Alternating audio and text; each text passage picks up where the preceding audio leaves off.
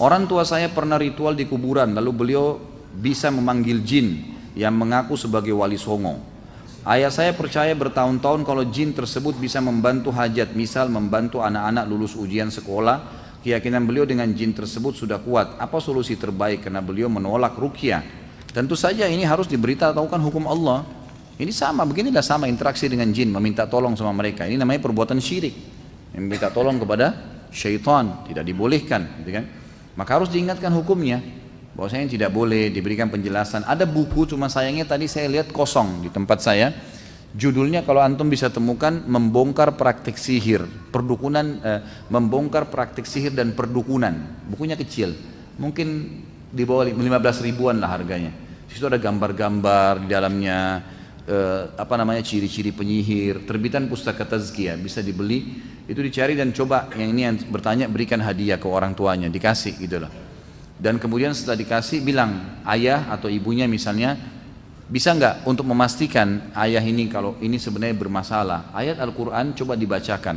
Kalau dia nolak ruqyah misalnya, coba baca, dengar aja ayat, dibacain ayat, insya Allah akan ada reaksi, dan begitulah upaya syaitan. Memang dia berusaha untuk bisa memenuhi hajat. Kalau masalah meluruskan anak-anak ujian, menyontek, memang itu perbuatan yang tidak boleh. Syaitan bisa saja melakukan itu, ya bisa saja mengingatkan atau memberikan gambaran. Bahkan ada orang tua yang biasa tidak paham, dia pergi ke orang-orang yang tidak pintar ini, kemudian dia mandikan anaknya. Pernah ada salah satu kameramen yang ngambil shootingan judul ceramah, waktu itu saya ceramah di Trans TV masalah sihir beberapa tahun yang lalu ya. Ternyata kameramennya ini pada saat saya bahas masalah sihir, dia merasa nggak enak. Dengan bahasan saja sudah nggak enak, merasa nggak nyaman, merasa panas, merasa nggak enak. Kenapa ya Ustadz, saya kok gelisah waktu Ustadz bacain tadi, ada beberapa contoh-contoh ayat, saya sudah nggak enak. Terus saya tanya, Anda pernah kedukun, Anda pernah ini? Nggak pernah Ustaz. Tapi pernah belajar tenaga dalam? Nggak pernah. Semua nggak pernah, gitu kan? Terus saya pandu ke salah satu teman saya, ada peruqyah, saya bilang coba ke Ustadz ini deh, coba konsultasi, coba ruqyah dulu. Nah itu setelah diruqyah di sana, gitu kan? Setelah diruqyah baru ternyata terbukti, dia ini kakeknya pernah mewariskan ke dia. Kayak tadi lah mentransfer tenaga dalam dan semuanya. Nah itu pernah terjadi karena ternyata kesepakatan antara kakek dia dengan setan-setan ini, kalau ini akan turun-temurun, cucunya pun si setan ini akan diwariskan kepada cucunya si manusia ini. Allahu a'lam.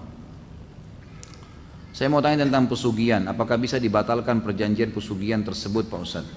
Tentu saja bisa. Batalkan, semuanya batalkan.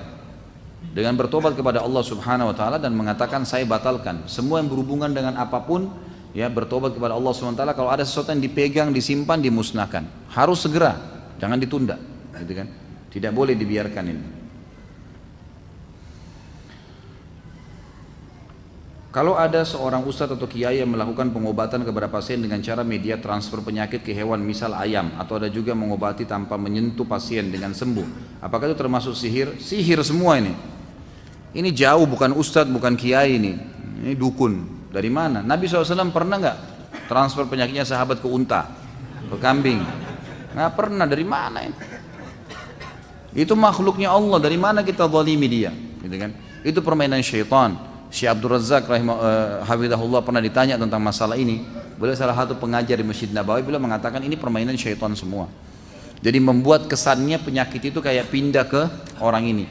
Bisa saja, dan yang paling sering terjadi, orang-orang yang sakit ini memang yang mendatangkan penyakit dia adalah syaitan itu, gitu kan? Syaitan bisa merekayasa keadaan seakan-akan tubuh orang itu bengkak, misalnya perutnya kembung, orang kalau kena santet, kena sihir, kepalanya benjol, ada darah, ada ini, ada itu, macam-macam. Nah itu semua permainan syaitan yang masuk ke tubuhnya, mempermainkan. Kemudian nanti datanglah ke orang-orang ini, kemudian syaitan yang mengganggu dia, ini seperti sebuah marketing, ya. Kalau dalam manusia ini, nanti syaitan itu seakan-akan membisikkan dia atau menyampaikan ke orang lain, padahal dia sudah buat masalah di tubuhnya manusia ini, untuk datang ke orang-orang yang tadi bisa mengobati penyakit. Dia juga punya pelihara banyak sekali syaitan-syaitan nih. Syaitan ini negosiasi nih. Ini ada orang nih, saya buat penyakit, kamu kasih apa saya sebagai imbalnya, gitu kan? Lalu kemudian dia datanglah ke situ. Lalu kemudian seakan-akan penyakit itu dilempar ke ayam, gitu kan? Seakan-akan. Dan sihir kita harus tahu ya, Allah sebutkan dalam Al-Quran, mengubah sesuatu depan mata sehingga berubah dari bentuk aslinya atau bergerak, padahal dia sebenarnya tidak bergerak. Seperti itulah. Itu permainan syaitan semua, tidak ada. Makanya caranya pasti seperti orang tenaga dalam tuh, memindahkan, mendorong, ini semua dengan menggunakan sama, sihir semuanya. Apakah kesurupan itu benar jin yang masuk? Iya, benar jin yang masuk. Itu reaksi dan itu sudah jelas. Makanya dibacain terus ayat. Dan saya sarankan teman-teman untuk selalu membaca zikir pagi sore. Coba menjaga-jaga satu hari itu minimal setengah lembar Al-Quran. Azan, sholat, jaga 5 waktu. Jaga diri dari yang haram, itu luar biasa tuh. Terjaga dari syaitan. Terjaga dari syaitan. Syaitan itu tidak bisa sembarangan masuk juga. Ya, dia tertahan. Tapi orang yang memang lost, gak sholat, terbuka auratnya, banyak dosa dilakukan. Ini luar biasa. Masuk keluar masuk syaitannya, gitu kan. Mungkin dia juga, jadi tidak berpengaruh ayat ruqyah. Jadi artinya reaksinya sangat kecil kalau orang itu nggak sholat, nggak tutup aurat, kemudian mau praktekin ruqyah, ketawa syaitannya. Jadi harus dia juga punya benteng-benteng di dalam tubuhnya, gitu kan, yang memang bisa membantu dia untuk itu. Apa hukum orang di ruqyah? Boleh saja, tidak ada masalah. Hadis Nabi SAW yang berbunyi 70 ribu dari umatku masuk surga tanpa hisab. Di antaranya orang yang tidak tatayur, menggantung nasib sama benda, tidak bertato dan tidak minta diruqyah. Di sini tidak minta diruqyah, ruqyah secara etimologi, artinya mantra yang ditiupkan, bukan ruqyah syariah. Makanya selalu disebutkan ruqyah itu ruqyah syariah, ada syariahnya, sesuai dengan syariat. Kalau yang kita baca-baca ayat tadi yang ada di dalam buku panduan ini, itu semuanya adalah yang disesuaikan dengan sunnah, itu ruqyah syariah namanya. Kalau ruqyah saja berarti secara etimologi itu adalah mantra. Jadi mantra-mantra dukun pun dikatakan ruqyah. Makanya tadi Ibnu Mas'ud mengatakan ar-ruqa, jamak daripada ruqyah, gitu kan? Bagian daripada syirik. Artinya mantra yang disebutkan, bacaan yang ditiupkan tidak sesuai dengan syariat namanya ruqyah juga. Makanya sesuai dengan syariat dikatakan ruqyah syariah, ada tambahannya. Ada seseorang yang mengatakan zikir kalau hanya di mulut tidak ada gunanya, termasuk bacaan Quran. Tapi yang afdal tengah malam. Saya nggak tahu apa maksudnya ini. Tentu kalau baca Al-Quran, zikir, berdoa adalah ibadah badan. Ibadah badan ya, mesti memang diucapkan dengan lisan. Itu yang kita tahu. Nabi SAW diketahui oleh para sahabat kalau lagi berzikir dengan suara yang didengarkan oleh mereka, dengan komat kamitnya mulut Nabi SAW. Jadi memang seperti itu. Kalau ada orang yang mengatakan ini percuma, ini butuh dalil. Dari mana percuma? Memang begitu panduannya. Cuma memang ibadah badan harus diikuti dengan ibadah hati ya. Ibadah hati itu ikhlas, tawakal, roja, berharap, khauf, takut. Itu semua harus ada, gitu kan? Perasaan itu ibadah hati menguatkan ibadah badan, ya, gitu. Jadi ikhlas doa, zikir yang dibaca dengan mulut diikuti dengan keikhlasan dalam hati baru diterima.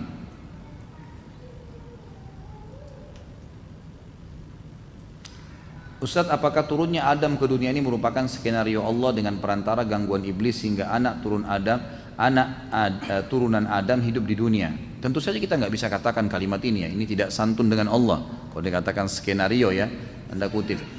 Jadi Allah Subhanahu Wa Taala memberikan kepada manusia khiyar, sebagaimana Nabi Adam punya khiyar, gitu kan? Allah Subhanahu Wa Taala meletakkan Nabi Adam dengan istrinya Hawa di sebuah tempat yang dikenal dengan surga itu, kemudian memberikan syarat tidak boleh kamu memakan pohon ini, gitu kan?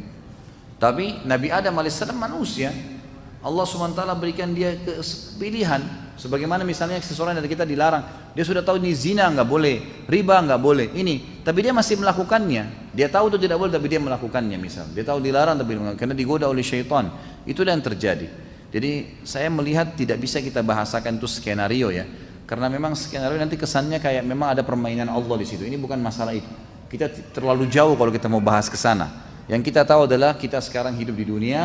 Dan sudah diceritakan oleh Allah tentang kisah Nabi Adam dan bagaimana diciptakan, bagaimana diturunkan, dan nanti juga Allah SWT akan kembalikan ke surga, diceritakan semua bagaimana caranya masuk ke surga, dituntun caranya dan diceritakan neraka dan bagaimana perbuatan-perbuatan yang bisa bawa ke neraka itu agar dijauhi. Dan itu dengan kuasa Allah Subhanahu Wa Taala. Ibaratnya gini, Allah ini pemilik perusahaan, kita semua pegawainya. Pemilik perusahaan membangun bangunannya, catnya warna coklat, keramiknya warna putih, lampunya misalnya warna kuning, gitu kan. Ada seorang pegawai datang protes, kenapa bangunannya begini, nggak bagus ini, mestinya warnanya biru. Loh, yang punya maunya coklat. Gimana caranya kita protes? Kita cuma datang kerja di situ, gitu kan.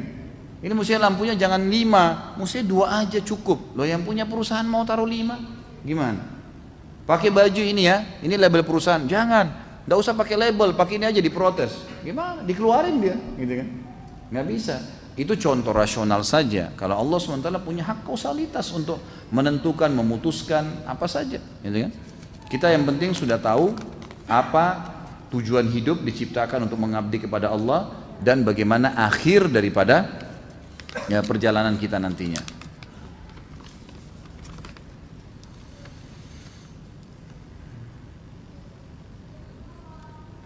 Mau tanya dalil yang sahih tentang kalimat segala sesuatu tidak akan terjadi tanpa izin dari Allah supaya bisa mengatasi penyakit was-was, khawatir yang sangat berlebihan.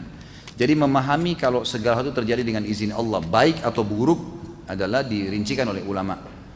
Perbuatan baik dan perbuatan buruk semuanya Allah berikan potensi untuk melakukan dan menolaknya. Misal sholat, kita punya potensi untuk mengerjakannya dan kita punya potensi untuk tidak mengerjakannya. Zina, kita punya potensi untuk mengerjakan, kita punya potensi untuk tidak mengerjakannya. Allah SWT berikan kita potensi untuk itu. Kalau ada orang yang memilih perbuatan baik, Allah sudah janjikan perbuatan-perbuatan itu dengan pahala-pahala, itu berarti terjadi dengan izin Allah. Maksudnya apa? Allah sudah kerjakan. Kalau dia kerjakan ini, nanti dia akan dapat ini. Itu maksudnya dengan izin Allah di situ. Jangan difahamin izin itu berarti memang Allah yang seret dia untuk mengerjakannya. Tidak. Allah SWT memberikan informasi dan memberikan kebebasan dia. Zina, seseorang Allah SWT ciptakan dan Allah ciptakan dengan izinnya. Allah memang menciptakan zina sebagai cobaan dan Allah sampaikan jangan dikerjain ya, karena itu haram, dosanya hukumannya seperti ini ya. Tapi orang ada potensi, dia punya pilihan. Dia punya sekedar baik, dia bisa mengerjakan yang buruk, dia bisa pilih zina dan dia juga bisa membatalkannya. Kalau dia pilih zina, maka pilihan dia itu berhubungan dengan izin Allah pada saat menciptakan itu. Artinya dia kalau berzina dia akan dapat hukumannya. Itu yang dimaksud dengan izin di sini. Jadi jangan difahami izin ini berarti Allah mengizinkan dia berzina. Tapi zina itu diciptakan sebagai sebuah buat keburukan dengan izin Allah Subhanahu wa taala. Dengan izin Allah, dan kalau dia masuk di situ dan dia kerjakan dengan izin Allah, dia akan dapat hukumannya yang sudah diancamkan. Seperti itu memahaminya.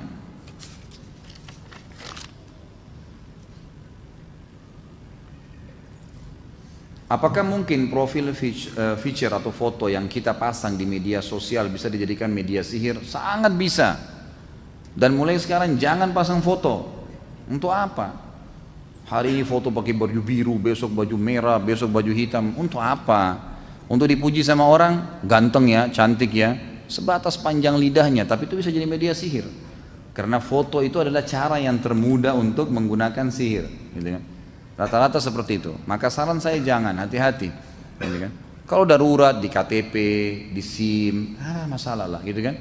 Di ijazah, ini diperlukan. Jadi nggak usah terlalu banyak pamer sana sini, nggak perlu, gitu kan? Karena ini berbahaya memang. Apakah ain atau mata panas masuk di kategori sihir? Sebenarnya tidak dikatakan sihir kalau ain, penyakit lain. Karena sihir memang adanya interaksi antara si jin sama manusia menggunakan ilmu yang namanya sihir. Kalau ain itu lahirnya dari hasud, dari penyakit hati. Kata Nabi SAW dalam hadis sahih, inna lil aini lal haq, mata panas itu benar terjadi. Masa panas ini kalau ada orang yang terbiasa hatinya hasud, iri terus dengan orang. Kalau orang punya mobil, dia yang merasa terbebani, seakan-akan beban mobil yang 1 ton itu beban di pundaknya. Orang beli AC, dia yang kedinginan, gitu kan. Orang beli kulkas, dia yang kesakitan. Gimana? Tidak ada hubungannya sama dia. Terbiasa hasud. Allah kasih orang anak lucu, anaknya tidak, oh dia hasud lagi. Ini berbahaya. Kalau dibiarkan dalam hati, dia bisa berpengaruh kepada penglihatan mata. Jadi kalau setiap dia lihat sesuatu itu bisa merusaknya.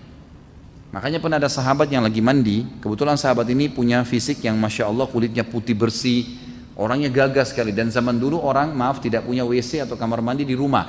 Mereka kalau mau mandi atau ke WC, termasuk Nabi SAW itu ke padang pasir, gitu kan. Lokasi padang pasir mereka ke sana lalu mereka tutup dengan pelapa-pelapa kurma, lalu kemudian mereka menyelesaikan hajatnya di situ. Memang zaman dulu mereka tidak punya sistem dan alhamdulillah kita sekarang sudah ada dalam rumah gitu kan. Itu dulu di luar rumah. Maka ada seorang sahabat lagi mandi dan orang ini punya kelebihan fisik, lewatlah sahabat yang lain yang punya penyakit ain nih, suka hasut dengan orang. Maka dia waktu lihat sepintas melihat dari atas pundak ke atas, maka dia lihat orang ini putih sekali, lalu dia mengatakan, anak gadis pun yang dipingit tidak ada seputih kamu kulitnya. Hasut. Tiba-tiba orang yang mandi tersebut pingsan, jatuh. Maka sampailah berita kepada Nabi SAW. Kata Nabi SAW, siapa tadi yang melihatnya orang ini waktu lagi mandi? Dikatakan si fulan, dipanggil oleh Nabi SAW. Kata Nabi, halla barakta, tidakkah kau mengatakan Masya Allah, tabarakallah, ini dengan kelebihan yang Allah kasih, semoga Allah berkahi.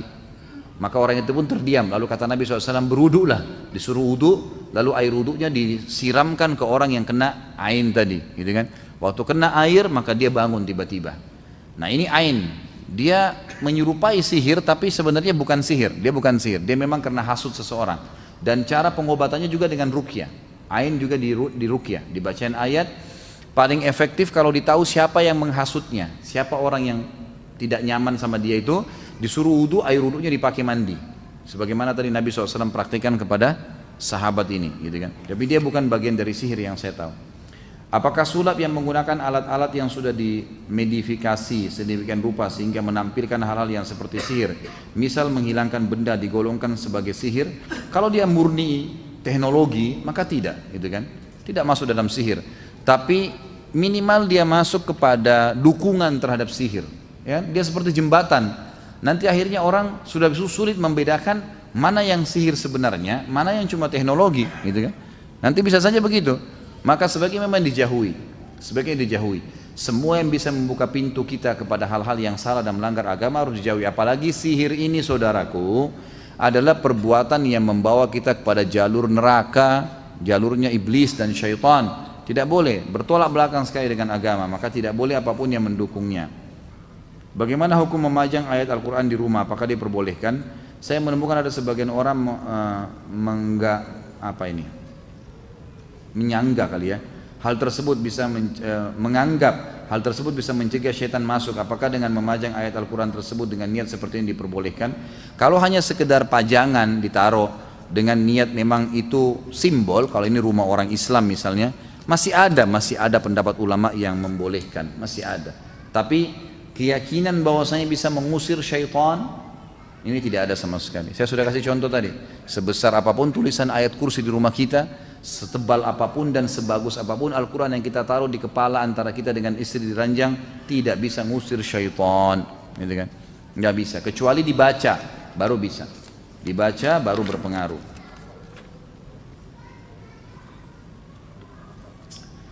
Ustadz, istri saya mengandung usianya 4 bulan. Minggu lalu dia kesurupan. Sebisa saya membacakan ayat kursi 2 kali, membaca ayat kursi dan 2 ayat terakhir Al-Baqarah. Alhamdulillah ba'da subuh sadar. Lalu hari berikutnya istri saya bermimpi, dalam mimpi tersebut ada sosok laki-laki yang memberikannya kain kafan. Tidak lama berselang istri saya terbangun lalu melihat sosok laki-laki tersebut memegang bayi yang sudah wafat. Apa maksud mimpi tersebut Ustadz? Bagaimana mengatasi kesurupan dengan sunnah? Tentu ini menandakan mimpi tadi, menandakan isyarat memang orang itu yang menyihirnya. Dan caranya adalah jangan berhenti meruqyah, jangan 1-2 kali, ruqyah terus. Dan saya sarankan buku ini harus wajib dimiliki. Buku ini harus diwajib dikantongin selalu. Apalagi Anda tadi mengatakan istrinya terganggu, ini penting sekali, harus selalu dibacain. Bacain ayat tersebut sampai Allah SWT memperlihatkan nanti akan binasa orang itu atau syaitan itu, gitu kan? Itu memang gangguan-gangguan syaitan yang sering mereka perlihatkan itu pocong, kain kafan, memang begitu dalam mimpi.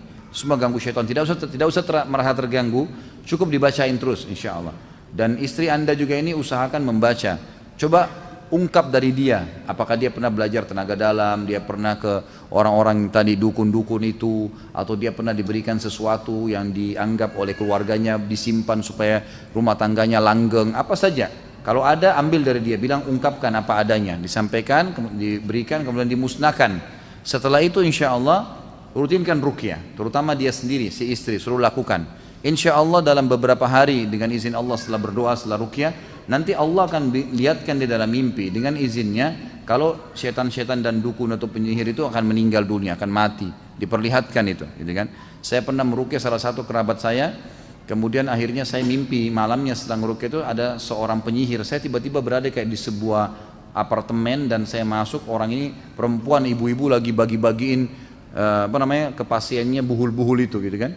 Dalam mimpi itu saya melihat dia kayak melotot atau lihat saya bacain ayat kursi, sampai saya lihat dalam mimpi itu dia terbakar hangus. Waktu saya bacain ayat itu, saya baru tahu ternyata semalam saya sempat membantu salah satu kerabat saya. Jadi memang dengan izin Allah mereka bisa terbunuh dengan cara itu, ya, dengan izin Allah Subhanahu Wa Taala. Jadi dibacakan saja, itu permainan syaitan, tidak perlu khawatir. Dibacakan dan usahakan kalau istri antum ini punya buhul harus dimusnahkan. Saya pernah baca buku yang mengatakan iblis pimpinan malaikat, mempunyai nama-nama yang agung di setiap tingkat langit. Apa benar? Kalau tidak salah karangan Al-Ghazali. Ini tidak pernah ada riwayat. Yang kita tahu dalam Al-Quran kan dijelaskan. Iblis itu Allah mengatakan kana minal jinni fafasaqa an amri rabbih. Dia golongan jin dan dia berfasik, ya, bermaksiat kepada Tuhannya. Itu yang kita tahu dalam Al-Quran. Tidak pernah ada penjelasan kalau dia dari malaikat.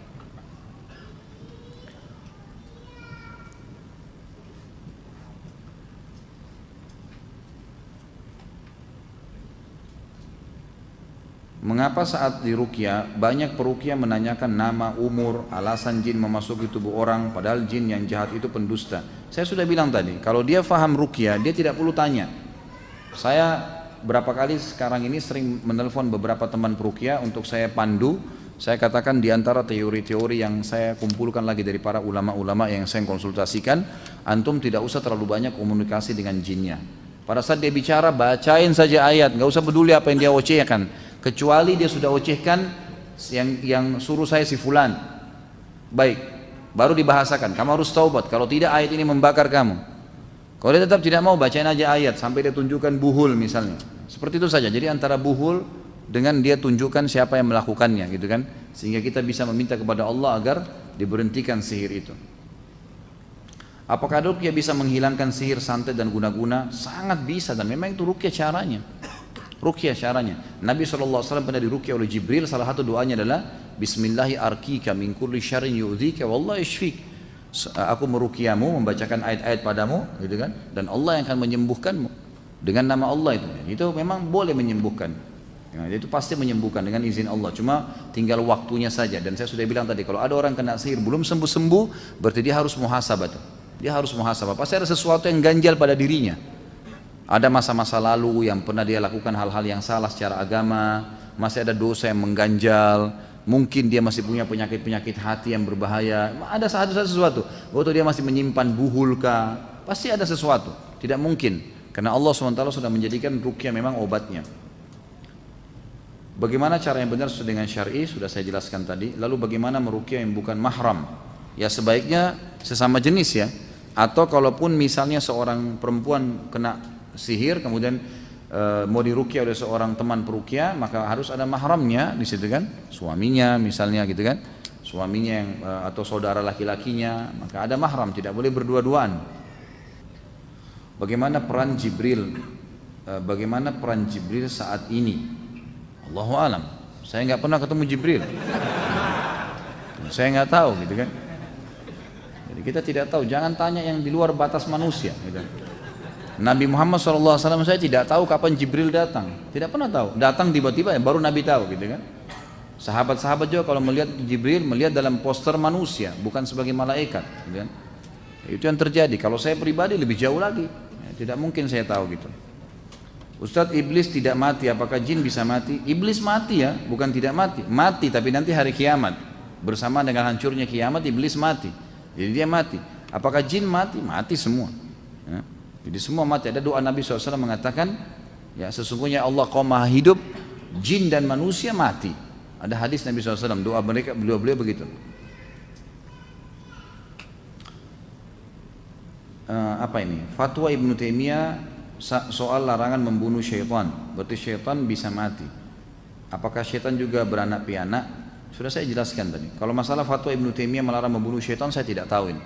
Saya tidak pernah tahu, mungkin sebatas ilmu saya ya. Tapi kalau apakah syaitan mati, saya sudah katakan iya. Apakah beranak piana? Iya. Seperti jadi syaitan itu, jin itu sama dengan kita, ini manusia. Menikah, punya anak, ada juga yang berzina, ada yang anak di luar zina, ya seperti manusia. Cuma bedanya kita nggak lihat. Sama dengan itu. Apakah iblis bisa menikah dengan jin yang Islam tapi imannya lemah? Untuk apa bertanya gini nih? Nggak usah tanya masalah iblis, nggak perlu. Hah? Kok aneh-aneh aja nih? Ini sudah kehabisan pertanyaan rupanya ya. Kalau mau lebih baik tanya temannya nikah atau anda nikah, itu kan lebih baik daripada iblis. Baik, ini masalah ain sudah. Kaifa haluka Ustaz Khalid? Alhamdulillah baik. Lama tak jumpa Ustaz, 2 minggu serasa 2 tahun. Rasanya kangen kalau nggak dengar tausiah Ustaz Khalid. Dengarin di YouTube udah berkali-kali nggak bosan-bosan. Sampai istri saya gerah karena yang didengar masalah poligami. Ceramah saya itu ada 300 judul. Poligami itu belum pernah judul khusus ya, cuma pertanyaan. Kenapa antum dengar yang itu? Gitu. Kan masih banyak yang lain gitu. Emang sengaja cari gara-gara kan gitu. Ana mau nanya, apakah ain bisa mengena ke barang atau hanya orang saja? Bisa ke barang. Bahkan di Saudi itu saya dengarkan dari para masyayikh, dari para ulama-ulama kita tuh bisa sampai merusak kendaraan. Ada mobil baru lewat, oh baru ya, bagus ya, itu bisa tabrakan itu. Makanya harus hati-hati. Caranya diobati dengan selalu mengucapkan Masya Allah, Tabarakallah. Nah kalau di Saudi itu sudah menjadi tradisi orang karena mereka faham sekali. Dan ada hadis Nabi, hati-hati teman-teman. Bunyinya gini, kata Nabi SAW, mayoritas umatku mati penyebabnya ain. Penyebabnya ain. Justru karena hasutnya orang. Jadi rumah tangganya orang bisa pecah, usahanya bisa bangkrut, badannya bisa sakit, itu karena ain. Dan obatnya sederhana. Obatnya setiap orang puji, kita mengatakan Masya Allah, Tabarakallah. Selalu begitu. Atau kalau kita memuji, kita juga mengucapkan.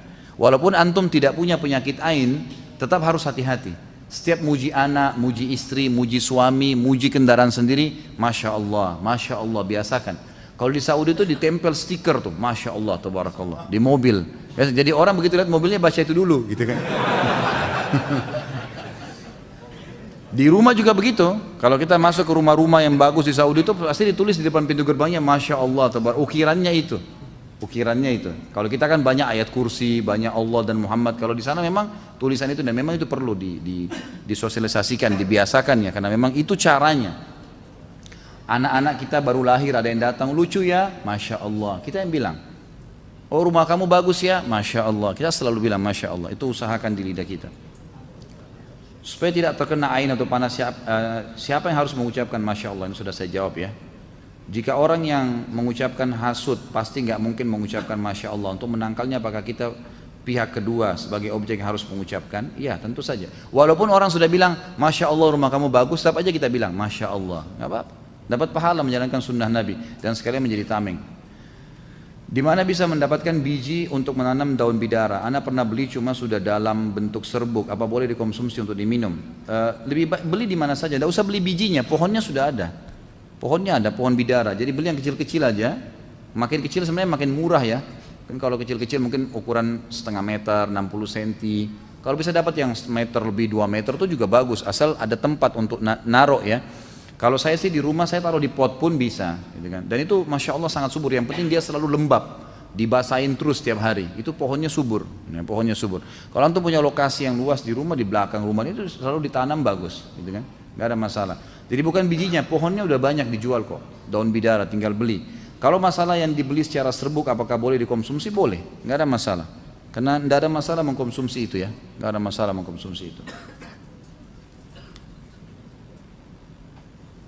Jika sihir bisa menceraikan suami istri, bagaimana hukumnya orang yang bercerai karena pengaruh sihir? Bukankah mereka objek menjadi berdosa karena bercerai tanpa alasan? Ya tentu saja ya, dia tidak, kalau memang dalam kondisi dia tidak sadar ya tersihir, maka itu tidak berdosa, tidak berdosa. Tapi subhanallah, Allah dengan kemahakuasaannya, tidak semua sihir itu spontan langsung membuat orang tidak sadar, tidak kok. Dia sadar, cuman ada reaksi, ada pengaruh, gitu kan? Ada pengaruh yang sering memancing emosinya naik. Ada pengaruh bisikan untuk membuat dia selalu mencari-cari kesalahan pasangan, gitu kan? Jadi itu ada. dia bisa sebenarnya meredamnya. Sihir pun sekuat apapun dalam rumah tangga, tidak semua sihir bisa menceraikan suami istri. Banyak orang yang disihir tidak cerai, tapi dia terganggu, gitu kan? Makanya harus ruqyah. Jadi tidak semuanya juga berhasil. Hukuman bagi pelaku sihir adalah dibunuh. Apakah pemerintah yang seharusnya melakukan hukum tersebut? Lalu bagaimana dengan fenomena banyaknya dukun yang merajalela di tanah air, bahkan sampai diiklankan di surat kabar? Tentu pemerintah ya. Yang saya tahu pemerintah. Jadi pemerintah harusnya mengeluarkan peraturan itu. Saya yakin insya Allah salah satu hal yang paling banyak membuat kekacauan di Indonesia itu penyanyi penyihir. Sehingga orang yang jadi preman berani karena dia punya jimat, dianggap dia punya kekuatan, gitu kan? Orang yang mau mengganggu rumah tangga orang gampang, tinggal bermain di sihir, gitu kan? Orang yang mau lari usahanya, pergi ambil pelaris. Jadi memang pesihir ini banyak, makanya harus diberhentiin. Pemerintah harus turun tangan, dan harusnya ini selalu disampaikan, dibahasakan. Siapa yang bisa membahasakan kayak saya sekarang membahasakan melalui media kita? Ini yang saya mampu lakukan di YouTube misalnya, di teman-teman ini atau teman-teman hadir di sini sampaikan kepada teman-teman yang lain. Itu yang kita bisa lakukan, dan semoga Allah berikan petunjuk kepada pemerintah kita. Ini harus diberhentikan, nggak boleh tidak ini. Nggak boleh, ini berbahaya sekali, ini menyesatkan manusia dari jalan Allah Subhanahu wa taala. Apakah orang yang meminta diruqyah tidak termasuk dari 70.000 orang yang masuk surga tanpa hisab? Sudah saya jelaskan. Bagaimana logikanya orang ketika diruqyah terkadang bisa keluar paku, silet dan benda-benda yang tidak masuk akal? Dari mana asal semua itu? Karena tidak pernah merasa makan benda tersebut. Kenapa kebanyakan jika kesurupan lebih banyak kaum perempuan? Bolehkah pengobatan orang yang kena sihir dengan sihir pula? Tentu ini ada 3 pertanyaan ya. Kalau dari mana asalnya benda-benda itu? Ini ulama coba rincikan, di rincian ya. Tapi ini karena tidak ada dalil yang menjelaskan, maka ini rincian dari pengalaman ruqyah saja. Kebanyakan orang-orang yang keluar benda-benda tajam dari tubuhnya itu memang benda itu dimasukkan dengan cara sihir dengan 2 cara, di makanan yang dia konsumsi atau memang ada jin yang memasukkan ke dalam tubuhnya. Karena jin ini bisa masuk ke interaksi ke dalam tubuh manusia ya. Asal memang benteng orang itu terbuka, dia tidak sholat, tidak tutup aurat, tidak ada zikir pagi sore, memang nggak ada, maka itu mudah. Rata-rata orang yang ibadahnya bagus, itu sihir jenis ini tidak bisa masuk umumnya. Kebanyakan orang-orang seperti ini memang lemah, tameng-tameng di tubuhnya itu tidak ada ibadah, gitu kan. Tapi kalau orang ada ibadahnya, insya Allah tertanggulangi. Jadi ini memang ada dimasukkan, bisa dengan makanan yang dia konsumsi, tapi disembunyikan oleh para ya dukun-dukun ini dengan cara sihir, karena itu tidak ditampak, atau memang jin-jinnya yang memasukkan ke dalam tubuhnya. Maka ruqyah membongkar itu sama dengan susuk kan? Susuk yang dimasukkan dengan cara dimantra-mantrain akhirnya masuk ke dalam tubuhnya. Itu kalau dibacain ayat bisa keluar memang susuknya. Buhul yang ditanam gitu kan. Saya punya pengalaman meruqyah air kemudian disiramkan di tempat yang ada buhul, itu subhanallah beberapa hari kemudian keluar buhul itu. Ada buhul yang keluar di halaman rumah itu gitu kan. Jadi memang dengan hikmah Allah Subhanahu wa taala. Kenapa kebanyakan yang kesurupan kaum perempuan? Sebenarnya tidak juga, laki-laki juga ada gitu kan. Pokoknya siapa saja yang kena sihir bisa saja terjadi, tapi kesurupan ini terjadi memang kalaupun terjadi pada perempuan ini karena kelemahan jiwa. Dia tidak bisa mengontrolnya gitu kan. Kalau orang dia terganggu nih, tapi dia dengar ruqyah, dia coba konsentrasi dengar. Nah, ini biasanya tidak bisa kesurupan, setannya malah kena. Kesurupan itu biasa karena kelemahan jiwa dia, maka setannya akhirnya menonjol untuk menguasai dia gitu. Tidak boleh mengobati sihir dengan sihir, haram. Tidak boleh haram dengan haram, gitu kan? Tidak boleh mengobati penyakit dengan yang diharamkan. Seperti misalnya kata Nabi SAW, Allah tidak jadikan kesembuhan kalian dengan hal-hal yang diharamkan. Kalau ada dokter bilang Anda sembuh tapi syaratnya minum khamr ini, nggak boleh. Nggak ada ceritanya khamr bisa menyembuhkan misal. Atau menggunakan lemak babi ini atau obat ini nggak boleh, jelas dilarang dalam agama. Kata Nabi SAW, Allah tidak jadikan kesembuhan kalian pada hal-hal yang diharamkan. Jadi tidak mungkin itu terjadi. Jadi ini hal-hal mendasar yang harus diketahui. Jadi tidak boleh obatin, apalagi sihir dengan sihir, gitu kan. Baik, ini sudah jam 9 lewat, mungkin saya tidak bisa baca semua. Insya Allah kita tutup sampai di sini dulu. Kalau benar dari Allah, kalau salah dari saya mohon dimaafkan. Subhanakallahumma bihamdika asyhadu an la ilaha illallah astaghfirullah wa atubu ilaik. Wassalamualaikum warahmatullahi wabarakatuh.